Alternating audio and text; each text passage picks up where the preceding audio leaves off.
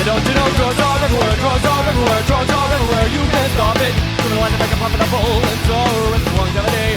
Drugs are everywhere, drugs are everywhere, drugs are everywhere. Hey, Murph here. I'm a former heroin addict, current alcoholic, and you're tuned into Self-Medicated Weekly Dose, a podcast all about drugs and the people who use them.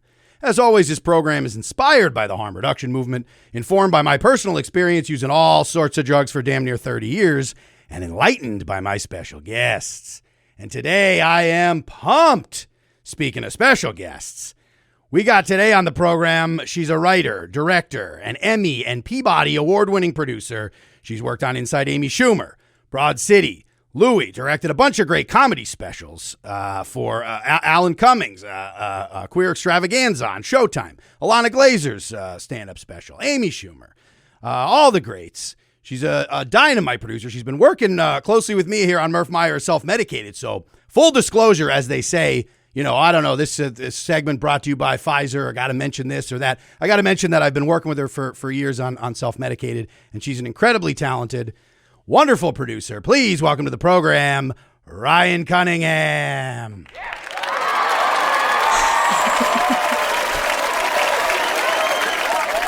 Yes, hello.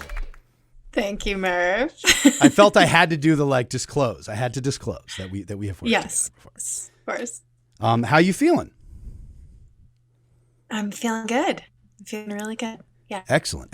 Well, thank you so much for joining us today. What's in terms of what's going on in the world of drugs and whatnot? I cut you off as we were talking off mic to make sure that we speak on mic. So if we could dive into that, if whatever you were planning on saying off mic. It's now where we are rolling. Oh, I was just going to say, so I just directed this feature film, and we were staying in Toledo, Ohio. And one night, one of my roommates, Lucas, was like, I just heard about this thing, and I think we should watch it. And it was called Cartoon All-Stars to the Rescue. Do you know what this is? Cartoon All-Stars to the Rescue. I think this is an 80s jam, yes? It was made in 1990. 90. By the government.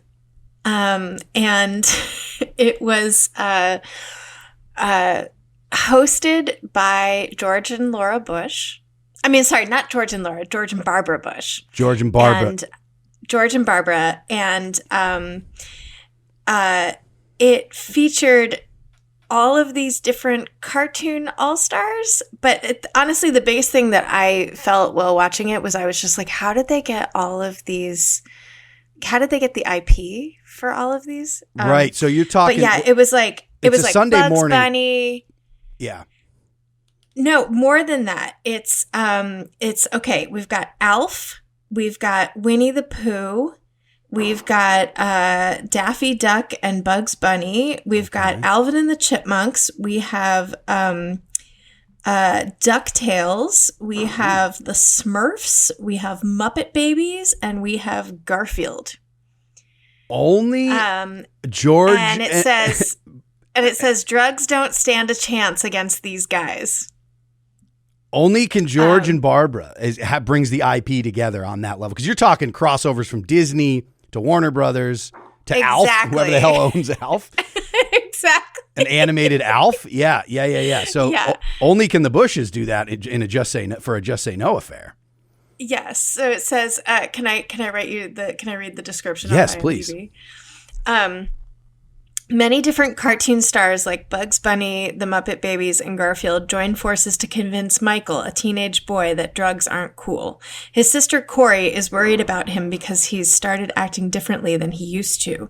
Many of her cartoon tie-in toys come to life to help find her stolen piggy bank, ending up in the boys' room finding Michael's stash of drugs, and also finding out that Michael was the one who stole Corey's money to buy marijuana.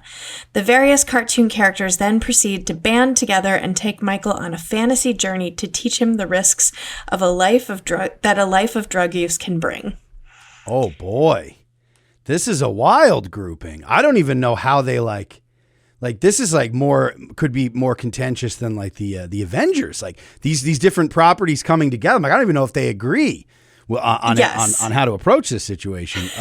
So he's stealing for weed. I feel like that's a classic one where I'm like, I feel like Michael is going to steal for. He's going through a phase where he might steal for anything. You could blame the drugs, but like if you're stealing for weed, he probably would steal for like to just go, to buy a bunch of candy or something. He feels like he's at that phase of life. Also the Teenage Mutant Ninja Turtles. I forgot to mention them. And the Ninja Turtles. Good Lord. Yeah, that's a Just Say No all-star affair. I'm going to have to look this up. I feel like I might have seen it's half an hour. It was produced by the government.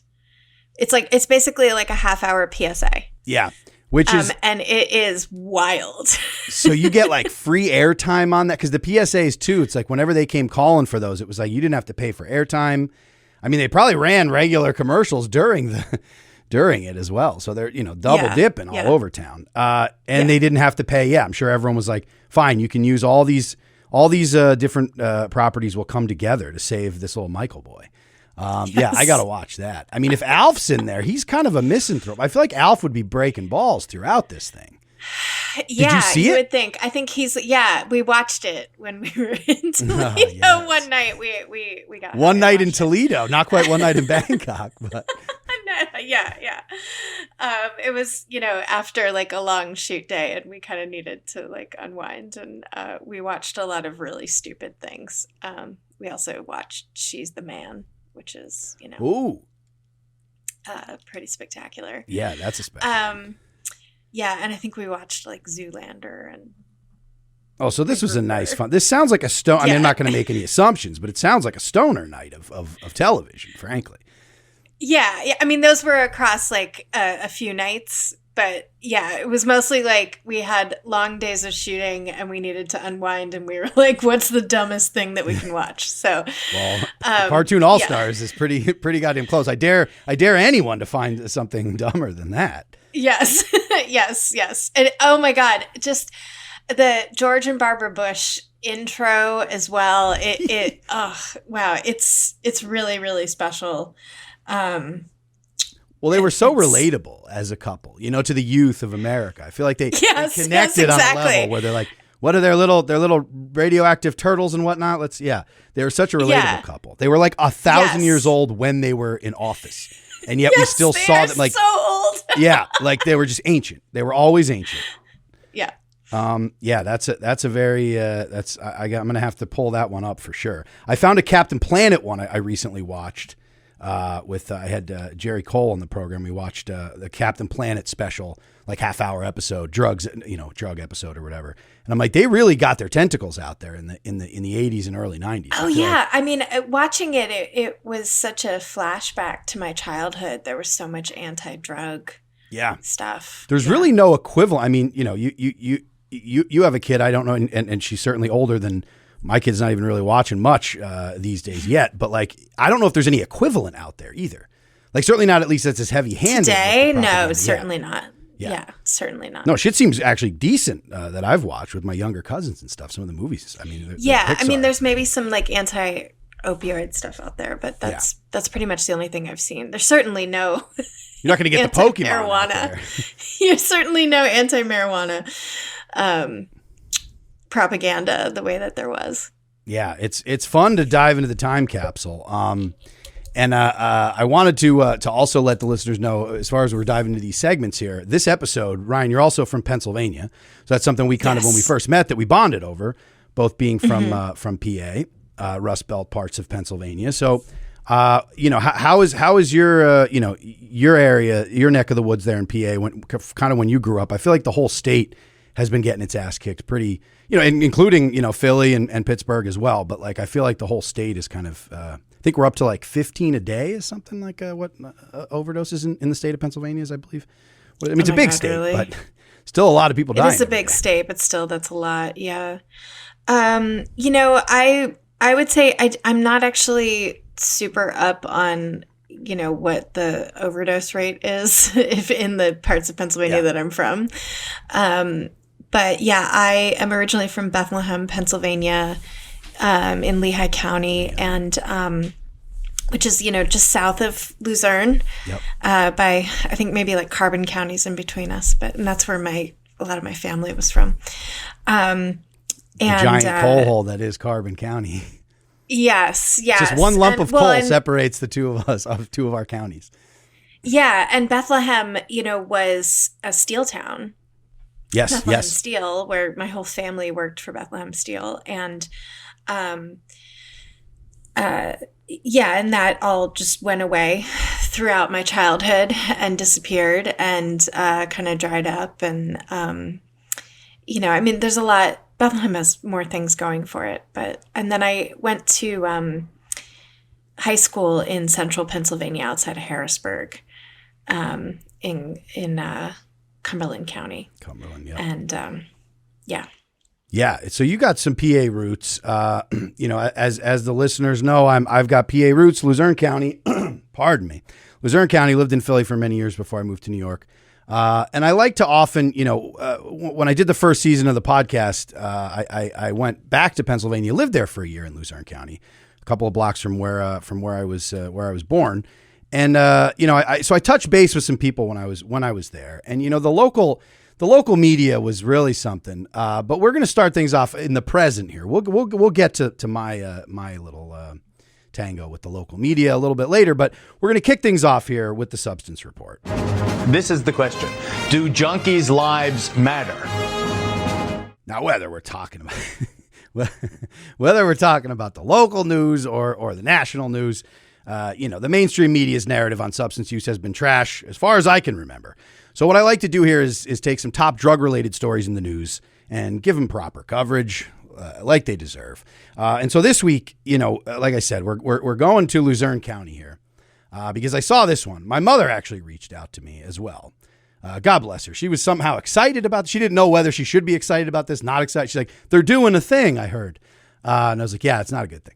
But this year's Luzerne County becomes the 20th county to join the Office of Attorney General's treatment initiative.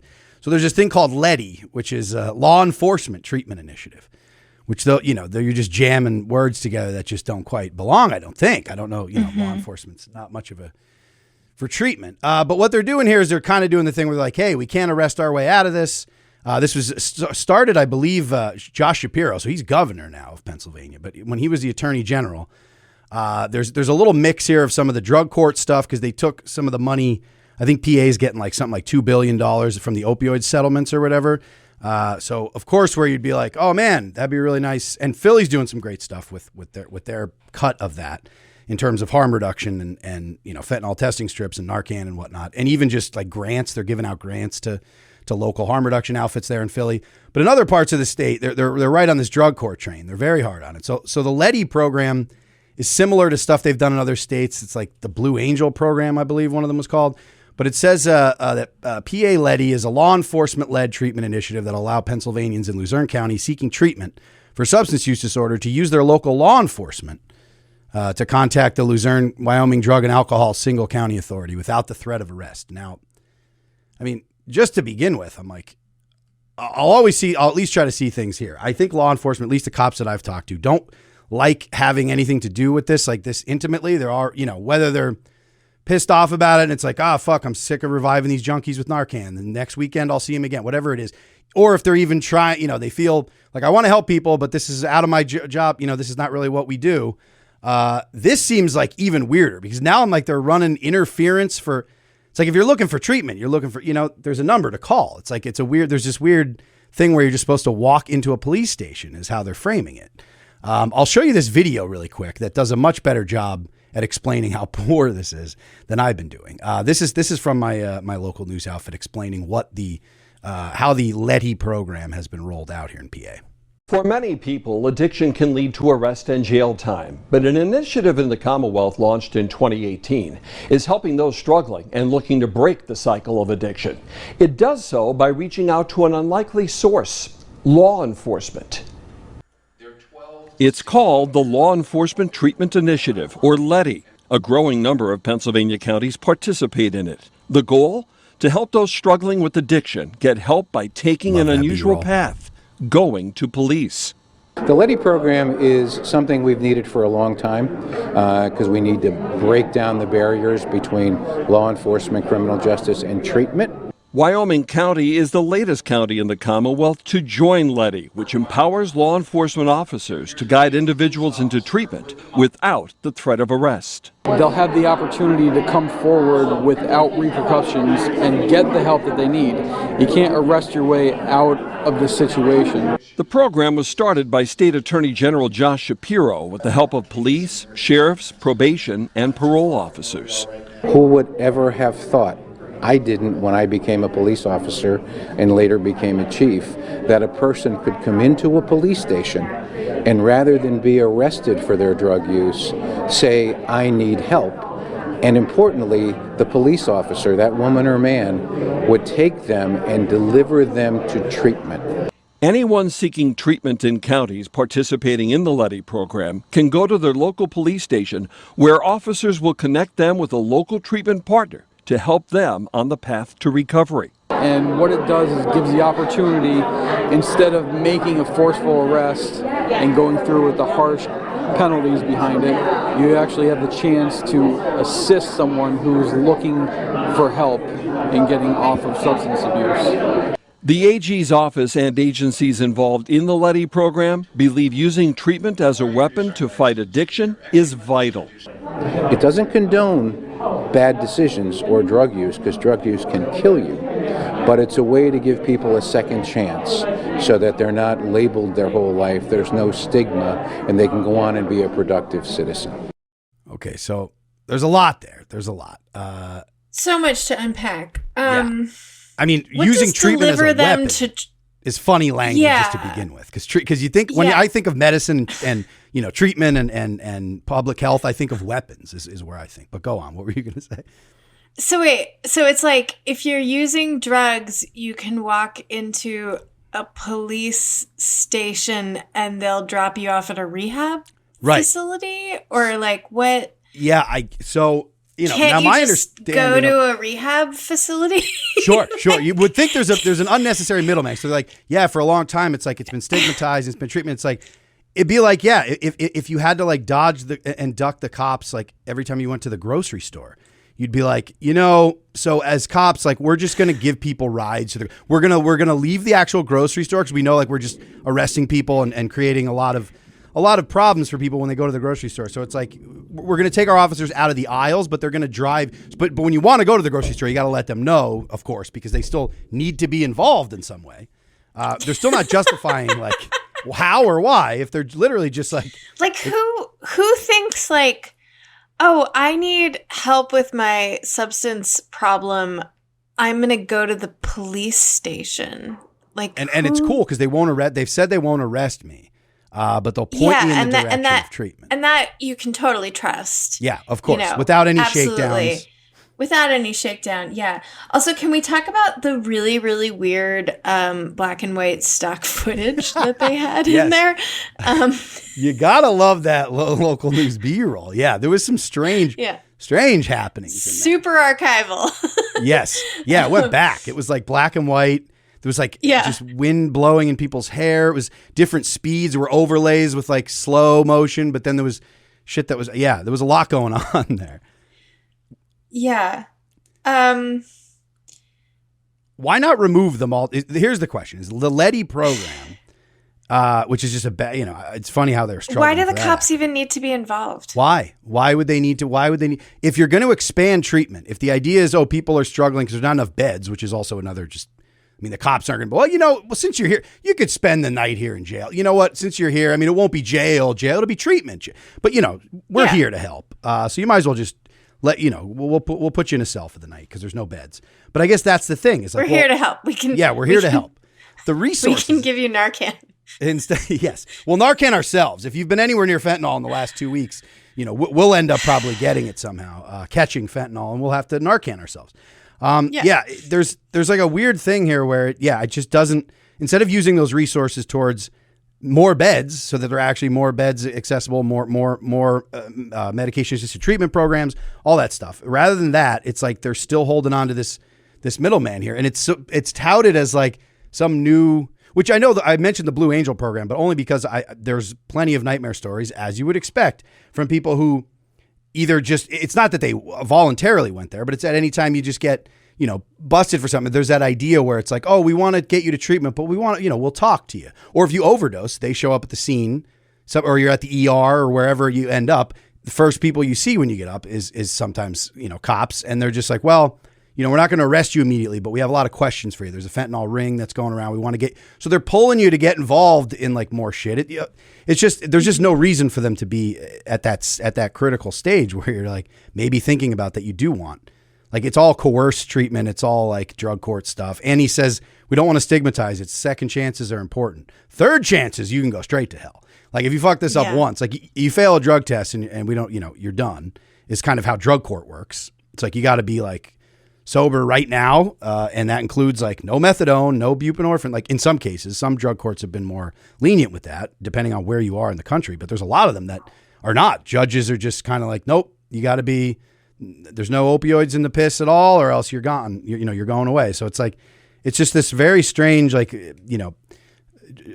gap that we'll all probably look back on. Hopefully, when the kids are grown, we'll look back and be like, this was a weird stage where they were still like talking about cops being involved in public health. Like, I don't know where this weird interim phase between like just straight up, hardcore drug warriors kind of thing to this weird, like, we're here to help. And you're like, but there's other people that if we had more of those people, we could, and you're like, no, it all must go through us. Yeah. Yeah. And I mean, it's not like there's not advertisements everywhere you look in Pennsylvania for treatment help. Yeah. Yes. I mean, you and I did, a trip out there before COVID, to kind of film some things and do some sort of preliminary development stuff for Murph Meyer's Self-Medicated. And, how many billboards did we see? We kept filming them. Yeah. More than used car dealerships. Yeah. More than like injury lawyers, like, class action lawsuit lawyer billboard. Like I would say they were far and away. They're right up there with like fast food billboards. So it's not up there. Like it's not like the information's not out there and not available to people. And I feel like a police station is just the last place any drug user is going to want to go. Yep. Yeah.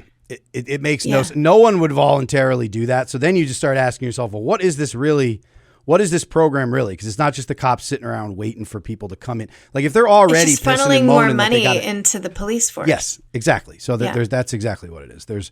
There's more money diverted through there, and to get any sort of funding for like, you just have to, like for Shapiro and stuff in some of these counties, it's like, oh, well, when this opioid money comes through, we still have to like placate law enforcement. We still have to have them involved, whatever the hell his personal thoughts are on, I don't even know. But as far as like trying to get some, like, well, medication-assisted treatment is a thing. And these are interventions, public health interventions that would work. It's like, even that you still have to then be like, but everything is like, when you need a ride, if you need a lift, like, who to call. It's like, no, it's not. That's not. That just adds another whole element. And then talking about it to be like destigmatize. You're like, they're just throwing out buzzwords. Like this is a DA of Wyoming County just talking about. He's like, when I was coming up, I was a cop at first, then I was a chief of police. Now I'm the DA. So now I'm the top cop. So like all I've been doing is putting people in jail my whole life. So I never even thought. I mean, you tell me if I went in a time machine and told my young self that these junkies were going to like get a second chance in some way, or that they'd not get arrested, they'd be forced to go to treatment. Like I would have been like, no way. And I'm like, well, that's a great mentality from the person who's also running these programs. It's like, they can't even believe it's happening. I'm like, who is this for? Yeah. Like they don't want it. We don't want it. It's like, it just seems like another bizarre middle, like two-step thing. Yeah. I just feel like there's so much more need in Pennsylvania. Yeah. Rather than boosting up the cops. Yeah. And one of those. I honestly have been just kind of really hoping that Pennsylvania legalizes marijuana for recreational use, because I feel like if there's anything that is going to revive the economy that has been destroyed by the steel and coal industries going away, which has just decimated so much of the economy of Pennsylvania. Pennsylvania is like Philly and Pittsburgh and a whole lot of farmland in between, And what's funny is imagine there still is like a huge, like there's still in terms of support for legalization, it's still like very, very high in PA. Regardless, you can go to most pockets of Pennsylvania. You don't really have too many people digging their heels in on the because it's already, they got the medicinal and whatever. So I'm like, yeah, the recreational use, you're not even going to get any pushback on that. So it is very strange that we're, as we're seeing like New York, New Jersey, Pennsylvania's still just sitting in the middle here, which is very strange. Yeah. Yeah. I feel like that for monies coming in, which is a huge thing here in Oregon, when they did Measure 110, a big thing was like, a lot of that money coming in from there is supposed to go to treatment. So a lot of the legalization for cannabis and stuff, all the dispensaries and whatever have like basically just a tax or whatever. And like this is going directly towards, resources, harm reduction resources and funding and beds and housing and that kind of thing. So yeah, it seems like the model is there, and PA is a huge state. So it's like there's plenty of need for it, but it's just this slow roll, man. It's this very strange in between. So we have to watch. Yeah. My mom just saw this and she was like, they were celebrating something, was how she phrased it to me. I'm like, I'm sure they were. It looks celebratory in some people. More money into the police department. Yeah. And treating it like some sort of new, groundbreaking thing. So, well, Ryan, we're going to stay in the local news arena because I have a little bit of a bone to pick as we get into the fog of drug war here. War. It's fantastic. So we're not getting away from the local news in Luzerne County, Pennsylvania, because when I was there, living there and doing the first season of the podcast, I did some interviews. I did the press junket around Luzerne County, which is like the Citizen's Voice newspaper, and this WBRE's, the local NBC affiliate, and I spoke to them, and there was two separate interviews. And the first one they didn't even record. So that was the level that we were at there. So we had to do a second one. And a lot of the stuff that was like, it's like trying to explain harm reduction. I'm not sitting here saying I did an amazing job, but the stuff that I took out of context, stuff they completely said that I did not say. So I had to battle with them in the first place for in print to be like, well, you got to have to remove some of this shit. Cause I just didn't say this. Like, this isn't even like a out of context. This is just this is misquote. I didn't say this at all.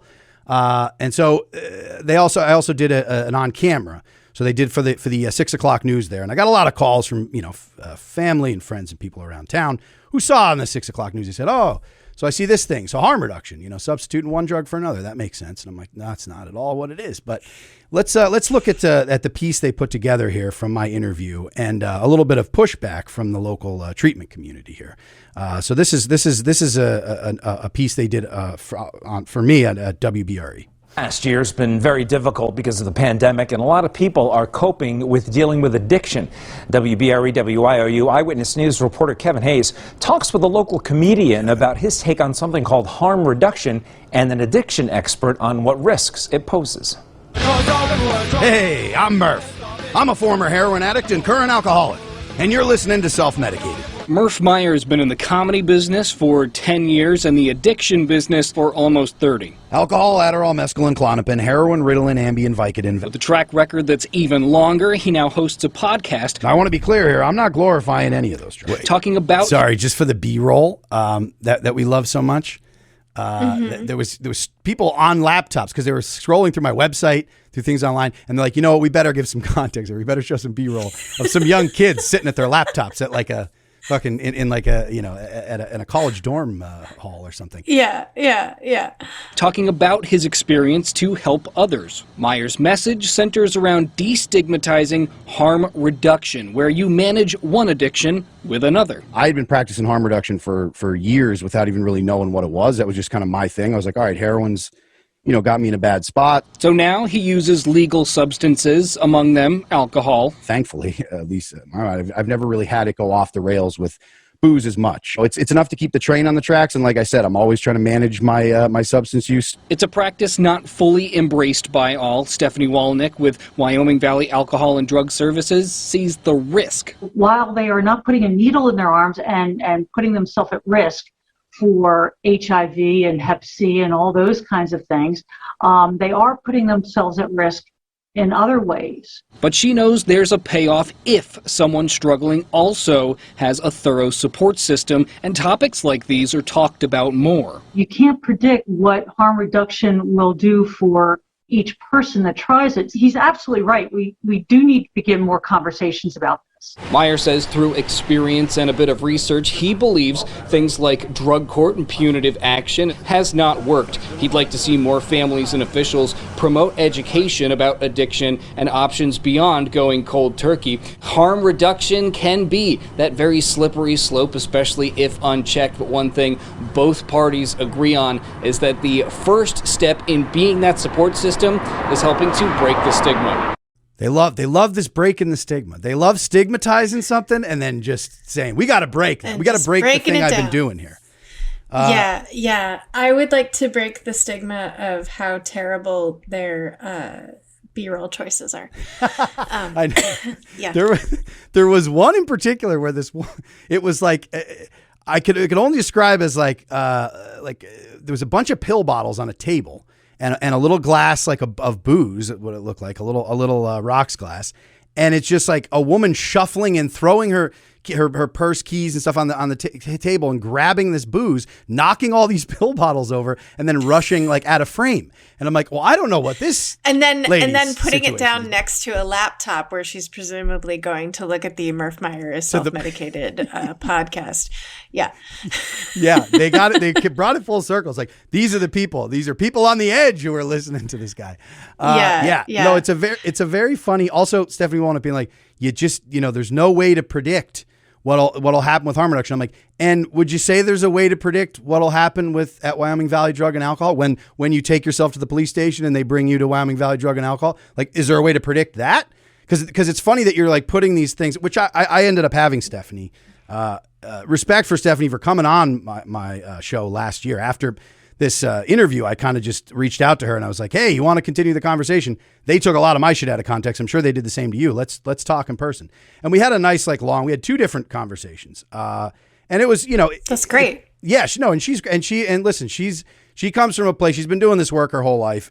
She worked with the homeless for years. And then she was working at a clinic in Allentown, actually, in Pennsylvania. And then she moved kind of up the road here into northeastern PA. And her heart is definitely in a good place. I think it's like the company line of like, oh, we got to have, like, this is somehow at odds with everything we do, which it's not. Now in the framing that they gave me there, it's like, sure, it's at odds. Like the idea of just like one addiction for another that's not quite as bad, but also absolutely could be. Like, you also, it's like, I'm like, alcohol, you're letting alcohol, off the just if you're generalizing addictions, I'm just like, Jesus, yeah, there's plenty to be said about that. But they really took kind of boiled it down to just the most simplistic. And Kevin Hayes, it's funny, there was a shot of him in his car. That was where the first interview took place. So I guess he recorded himself somehow, because there was B-roll, there was a little when he was talking over, it was a shot of him settling into the seat in his car. So I'm like, he did one interview with me where he was literally in his car. And I guess he was recording himself somehow, but not me. So then we had to do another interview. But what's funny is that the reason why I was so pissed about this is because round 2, I got it very right. In the first one, there was a little meandering, but in the second one, I was like, oh, I just know I'm going to hit these talking points. Talked about the war on drugs. No mention of that really, other than a little bit of like, well, through his own experience and a bit of research. And I'm like, well, I don't think it's also another way where I'm like, it's not a bit, you paint me as some guy like, well, he was on Reddit one night and he's got it all figured out. I'm like, no, it's not a bit of research. It's evidence-based, decades of research from cross-cultural, this is shit that works. It's public health stuff. It's not my fucking, late night Googlings. But there's a lot of that was fun on this. So one day I hope to be able to talk to them again. Now, do you have any experience? What's your experience with like the media and stuff in terms of like this kind of thing? Have you ever done like an interview or something where you're just like, what the fuck was that? Because it's harder than people would think too, because they steer, but then no matter how you want to hit your points, it's just like you're up to the whims of like B-roll. You're up to the whims of this wild B-roll and cutting, chopping your words up. Yes. I haven't had like too many wild experiences with the news. I'm usually misidentified because they're so confused that my name is Ryan. I was like on the local news when I was in high school, and they identified this other guy that went to my high school as Ryan Cunningham, and they just didn't bother to identify me because they were just like, okay. The local news, any sort of news, it's a tall. What I would like to do is more of a long form conversation. They have these like Sunday afternoon chats or whatever on their net on the local station there, and I'd love something more like that. You know what I mean? Because I feel like these sound bites are always going to fuck you, no matter which way you're trying to pull them. You're at the whims of these goofy ass editors, and they're wild. Yeah. So hopefully I can reconnect with them. Maybe I'll send them a clip of me trashing them here on the show, and then hopefully be like, but I'm reaching out. I am reaching out. You did me dirty, but it's okay. You did harm reduction. I don't even give a shit about myself. Like I know I'm going to come across as a lunatic no matter what. But I do. At least they mentioned it. At they least did. It's getting into people's consciousness. You know. You're right. I was surprised that they on the 6 o'clock news there locally that the words harm reduction were even said. Whether it's a slippery slope labeled or whatever, at least it's there, and we're now having the conversation. So I would love to join Stephanie, maybe even, and others locally, to further this conversation. So we'll keep everybody posted on that. We'll see how that response comes in. I'm not sure if they'll take me up on that or not. But in terms of interviews, talk about like I just was framing this for you to see how you were about to be prepared for an interview of your own, which, I never would dare to take anyone's words out of context inside the user's studio.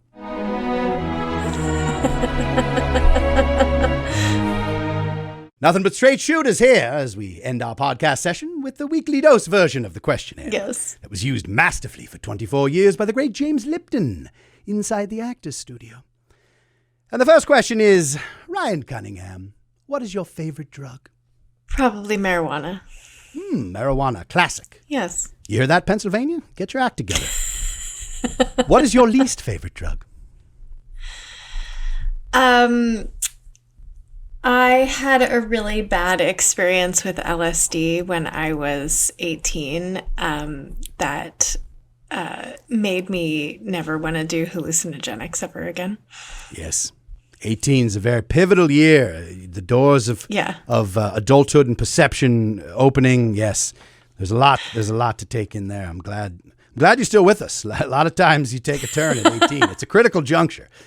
What age were you the first time you found yourself under the influence? Pretty late, like 17, 18. I mean, I guess that's not that late, but I feel like for Pennsylvania, yes. I kind of really bought into the anti-drug thing that I was raised with, even though I had two parents that were not exactly not drug users. Not exactly not drug users. Not exactly not. Yes. And I think found me a little ridiculous. But it wasn't really until I actually went to Pennsylvania's Governor's School for the Arts, which was an amazing experience. And it was an amazing program that Pennsylvania used to have. And now they discontinued it because of funding. And now they're, putting more funding into the police force to take people to rehab. Yes.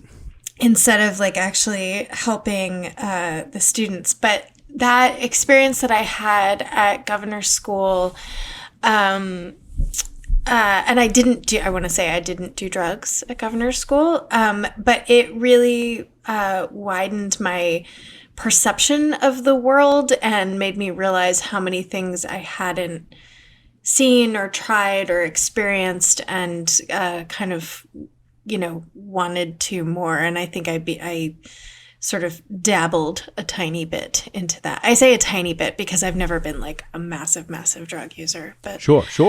Yeah. Yeah, that's actually an incredible experience there at the Governor's School. I'd like to hear more about that another time. What celebrity's overdose death has had the most profound effect on you? I remember really being affected by River Phoenix. Yes. When I was a kid, I actually have a diary from that time period. I think I was like 14 when it happened. And I remember being I remember writing in my diary about it. I just remember it being incredibly, incredibly sad. Yes, a diary entry post Viper Room for Young River Phoenix. Post Viper Room, yes. Yes. I was really affected by the movie Running on Empty that he did. Yes. It's one of my favorite movies. Incredible. And it felt like such a tragedy. Yes. Watched My Own Private Idaho recently. So fantastic. Diana sat down and watched. What a picture. Directed by a RISD graduate. That's right. As I am also a RISD graduate, I have to constantly point that out. Sorry. Yes, indeed. Of course. You and Gus. What is your favorite slang word for cannabis? Your favorite drug? What's your favorite slang word? I suppose it's pot. I always thought Mary Jane was kind of funny, but yes, Mary Jane's a little more lyrical, a little more fantastical. Yeah, I like Mary Jane. But I literally never use it. So, I mean, no, it's tough. It's tough to say. It's tough to say and try to have someone take you seriously. That's for sure. Yeah, I tend to say pot. So, yes. Yeah. What drug would you like to deal for a living? Deal? Yes. Probably pot. Yeah. Yes. Because then we're going green today. Yes, we're going green. Yes. What drug would you absolutely not like to deal under any circumstances? Well, I think also the thing with pot is that you can't die from it. You know, and I would hate to deal or be responsible for giving drugs to anybody that can cause death. Sure. So there's a lot on the list now outside of pot, and contrary to some of the media reports, there's no fentanyl in the pot out there. That's a ridiculous thing that people are saying. It's not real. We're back to those days of you don't know what they're sprinkling in. You don't know what you're getting with that. Now the weeds has never been more pure and quality. Certainly high in THC content, but you're going to get yourself some weed that does not have fentanyl in it. But a lot of the other drugs, like you'd mentioned, you put yourself. We got a poison drug supply out there. And speaking of, finally, if heaven exists, what would you like to hear River Phoenix say when you arrive at the pearly gates? Oh, God, I don't know. I think I would be really surprised if I went to heaven.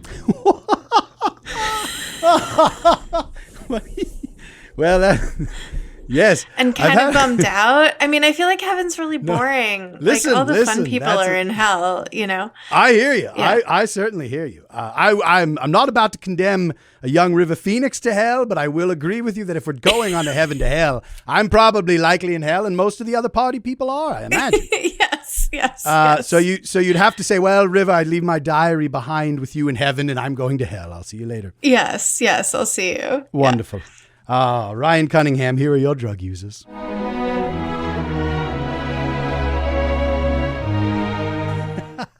I love that is a first. I've had people go, well, if heaven exists, like I don't believe in heaven. I've had people, of course, question the existence, but I've never yet to have someone say, well, I'm likely going to hell. So this question doesn't apply to me. Amazing. Well, Ryan, listen, thank you so much for doing this. This was so fun. It's so good to reconnect with you. Is there anything, any plugs, anything I was missing? I kind of blazed through up top, but is there any social handles, any projects, anywhere you want to point to the listeners? I'm at Ryan E. Cunningham on Instagram, and I directed a off-Broadway play that's running at Soho Playhouse until April 8th as of right now. It's been extended through that date. It's called Sugar Daddy, and it's really fantastic. So if you're in New York City, and it will also be at Soho Theatre in London from May 17th to the 20th, and we'll be back in at Soho Playhouse June 14th to the 24th. Oh, hell yeah. Yeah. This show is, I hear nothing but incredible things. It's one of those that I wish I was back in New York. Sometimes you miss being in New York. This show's one of them. So I would suggest people go check that out for sure. And yes, can I talk about something quickly before we leave? Please. So I had a minor opioid addiction. When I was 23, I had a horrible thing happen in that I got a pulmonary embolism. which is a, blood clot in your lungs, and it caused my right lung to collapse. I got it because, I mean, it was unbeknownst to me at the time, but after years of testing and things like that, they figured out that I have this weird blood mutation. I'm a mutant, but not like a fun one. Take that one to the X-Men. When there's like, if I take like birth control or something, I'm 10 times more likely to get a blood clot. Damn. And so that happened, and it caused my lung to collapse. It was truly the worst pain I've ever had. And this was in 2003, I think. And, at the time, it was very much like, people don't have to be in pain. We'll just give you as much painkillers as you want. And they had me on a morphine drip for about 2 weeks. And then they weaned me off of that with Percocet and had me on Percocet. And it wasn't until a few months later when I decided to go off Percocet, and I had truly the worst week of my life. Like it was horrible. And I was just an absolute mess. And I was like, what is happening to me? And then I realized, I think I may have been addicted to Percocet and didn't realize it. And it was like a very scary thing, because I think I took maybe like 4 or 5 a day or something like that. That's it wasn't painful. That collapse long. Yeah, that's a very painful situation. Yeah, it wasn't like I was like downing them. I was just like in a tremendous amount of pain. And I was incredibly shocked by that and how much it affected me. And it's one of the things that really drew me to your project, because I think that it's so easy to happen. Yes. And I think that that's something that's just like really important to talk about. Now, let me ask you this, if it's not prying too much. Now, when this happened, did you feel like, what were your thoughts initially? Did you not want to tell people about it? Was there like, what was your, in terms of your support system or people that you would reach out to saying, this is something that's, you know what I mean? Because oftentimes I feel like it's compounded by then maybe feeling, so, not open to share, being like, hey, I developed a little bit of an addiction to this thing, and I'm now coming back to the pain that I was in, but also just some of the withdrawal and, all that stuff. Was there, did you want to share that with people? What were your initial thoughts on that or feelings on that? I think I wasn't like super into broadcasting like what was happening. Right. I did have a job at the time. This actually happened to me on the second day of this new job that I had, that I developed this blood clot. And, I was like not feeling well that morning, but I didn't want to call in sick to work on my second day of work. And so I went in, and by the middle of the day, everyone was like, what is wrong with you? There's something really wrong with you. Like, you're obviously like uncomfortable and in pain. And, and it wasn't until I went to the hospital that they were like, oh yeah, like your lung is collapsing. Yeah. And, you got one lung. Yeah. Yeah. Yeah. My job had been so understanding and great about me, this happening to me on the second day of the job. And then I couldn't come into work for like 3 weeks. And, and I kind of had to take things slowly. And so, yeah, I don't even think I really talked to anybody about it. It was just, a couple days into it, I was just like, what the fuck is going on? Like, why am I such a absolute mess? And I was like sweating, and I had so much anxiety, and everything was irritating the hell out of me. And I was just an absolute mess, and I couldn't figure out what was going on. So, I think I very much went through that on my own, didn't talk to people about it. Yeah. Yeah. I mean, I feel, and I'm not putting words in your mouth. I do feel like that part of that just goes with like, that's just kind of falls under the category. I think hopefully a little bit less now than maybe, than maybe then. But I think in a lot of circles, that's not, it's still the same, is that it just feels like it's one of those things you just don't talk, it's on the do not discuss list. Especially because you're worried about getting fired, or you're worried about, like, there's just all these circumstances that are just like, oh man, if it was like anything else, you'd just be like, well, this is just a part of what I was going through. And whether it was because of a collapsed lung that you were showing up to work with, which is like incredible that you're even doing that in the first place. But I think like whatever the reasoning is, it'd be like, it should be something that you should share. But there's just, there's that automatic, and I even had it. I love how you're like, oh, I wasn't into broadcasting it. I'm like, you mean like what I'm literally doing right now is broadcasting the use? But yeah, I mean, and thank you for sharing. Thank you so much for sharing. 20 years later. Yeah. Yeah. But at the time, and I even remember calling work from the hospital, and I was on a morphine drip, and saying to them, I have my laptop with me. If there's anything you need, I can do something. And I think that that's how I sounded in my head. But to them, they heard like, I have my laptop here, and if there's anything that you need me to do, and they were just like, all right, you're fine. Yes. We're good. We're good. Yeah. Oh, those morphine drips.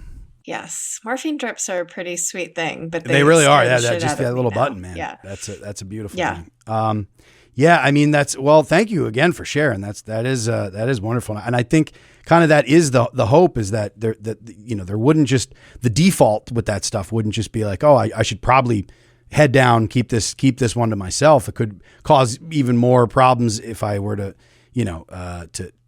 because that's the moment. And a lot of people talk about this regardless of how you came to it or what it is. But that is with most like addictions, is that there is that immediate, once you make something secretive from even if it's not like overt, even if it's not so secretive where someone's like, did I catch you doing something? You're like, no, even if it's just mentally, you compartmentalize into this secret place, into this place of like, oh, I'm not going to tell anyone about, or, anyone who's not sharing in this with me or whatever. It's like, I've kept it from people that I love, casual, coworkers, friends, whatever it is. It's just like, if you just don't talk about it, I'm like, that's where it could, spiral. It's like, you leave it in the shadows, and that's exactly where it could start to spiral. So I think that is wonderful that, you're sharing now. And I would say the same kind of thing is like, that's just the hope, is that people would be like, hey, even if we've never talked about this, it's like just being there for people to be like, yeah, even if it's just one other person, like, it doesn't even have to be everyone. That you don't be like, I have to broadcast this to work and whatever, and I have to, go down to the police station to get an Uber for them to Uber me to rehab. But whatever it is, like, you have one other person. It's just nice when you keep that shit to yourself. I know from experience too. It's like that's where it goes. Yeah, it feels so lonely and scary, and it really freaked me out. To this day, I won't let anyone prescribe me opioids, no matter how much pain I'm in, because I'm like, I don't trust it. And 20 years ago, there wasn't as much information available either. Like, this is, for the kids out there, this wasn't pre-Google, really. But this was like pre a lot of free flowing information on the subject. You couldn't really get. So that's another thing too, is just the unknown.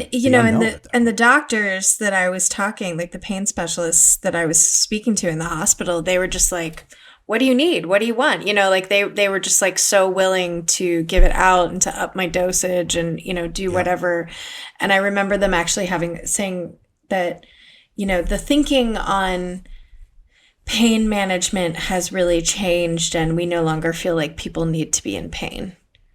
And so they said that they would, give me anything that I needed. Yeah, it's funny. There's just like, people just refuse for any sort of like nuance or any sort of like, personalized care. It's like everything. And I guess just because of whatever, the way our litigious stuff and the for-profit system that we're in is like profits before people. So it's always hard to tell what the hell's going on. But I'm like, if you just think about personalized care, it's like, that's the whole point. If you communicate with your doctor, where it's like, instead of just this, well, here's a chart and it's like grumpy face to like smiley face. What's your pain level? Like, there were all those fucking things floating around. And it's like, it just seems like you'd be like, well, that's just between the doctor and the person to rather than just like, oh, we're just going to make sure that, because what you're just saying is the culture of the pharmaceutical companies coming into both the hospitals and the private practices and everything. I mean, they were pushing very hard at that point for it. But that's not to say that, again, like some people might not have actually needed it, but just to be like, how what about a communication between doctor and patient where there's not like a pharma rep shoving fucking oxy, pens and stuffed animals and, branded sweatshirts and whatnot at them at all times. It's like, just decide what will be best. It's like, yeah, it was either like all or nothing. And now they're just cutting people off, which is another like rough thing for chronic pain patients and everything else. Cause it's like all either one or, it's just, we just refuse to have any sort of nuanced conversation when it comes to anything. I also just feel like, we grew up with it. Like my grandmother in Bethlehem, Pennsylvania, I have drawings that I found from my childhood that I did at her place that I found as an adult and realized that they were on a drawing pad that's labeled with Valium. Yes. The swag, the pharmaceutical swag. Like they were just like handing these things out. Yeah. And, and we discovered that my grandmother, after like 50 years, her doctor passed away and she could no longer get her prescription refilled. And it turns out she was on lithium for like 50 years. Good Lord. And which we are like, how intensely severe is that? And we think it really led to her dementia that she had later on in life. And yeah. You only knew when you went to the beach and she put on those shades and it just said lithium across the top of the sunglasses. Good Lord. And the cooler to match. Yeah. What a bizarre, what a way where it's like, just, leave it to us to when you with commodifying medicine, where you're like, no, this medicine will be needed or not needed. It's medicine, let's leave it at that. But it's like, no, it's hard sell. Yeah. But like, don't you dare smoke pot. Yeah. Oh yeah. Do not touch that. No, do not touch the pot. That's like, I learned it from watching you, Dad, like all those commercials and the dare to keep your kids off drugs and everything that was just like shoved down our throats in 80s childhood in Pennsylvania. God, yeah. And meanwhile, there's the Spuds McKenzie of OxyContin just out there selling hard to everybody at the same time. So mixed messages, to say the least. Yes, exactly. Ryan, thank you again so much for sharing. I always appreciate when guests are open and honest like that. So thank you so much. And I'm glad you got it figured out. We're and hopefully, people taking away. It's like just finding people that, that you care about. It's like just the only thing I never tell anyone to do, their own business. You better than anyone else. But, that idea of going to yourself into a darker place is where it goes to spiral. So, hopefully people are there. And again, for the listeners, there is help out there. Just call your local law enforcement and they will come to your aid. They will drop you off at the door to rehab. Yes. Oh, bless them. Bless those Blue Angels. Well, Ryan, thank you again so much for joining us. I appreciate your time. Yes. And thank you, of course, as always, to the listeners for tuning in. This has been your Weekly Dose. Hey, America, there's legal use of sleeping with your children, with your daughters, with your sons, and with your husband.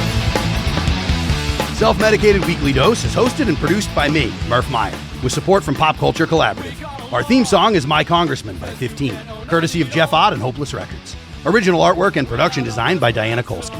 Thanks so much for tuning in. If you enjoyed the program, you can listen to new episodes of Weekly Dose every Wednesday, wherever you get your podcasts. While you're at it, subscribe to the Self-Medicated YouTube channel to see new video clips from the show each week. Follow me on Instagram at Murph Meyer. And for some top-shelf harm reduction resources, head over to selfmedicatedpod.com. Also, don't forget, you can call the Weekly Dose podcast anytime to leave me a voicemail message with your thoughts on drugs and the people who use them. Just pick up the phone and dial 443-MK-ULTRA. All right, that's about it for me. I'll see you next week. Love and solidarity. Goodbye. Weekly Dose. Hey, America, there's legal use of sleeping with your children, with your daughters, with your sons, and with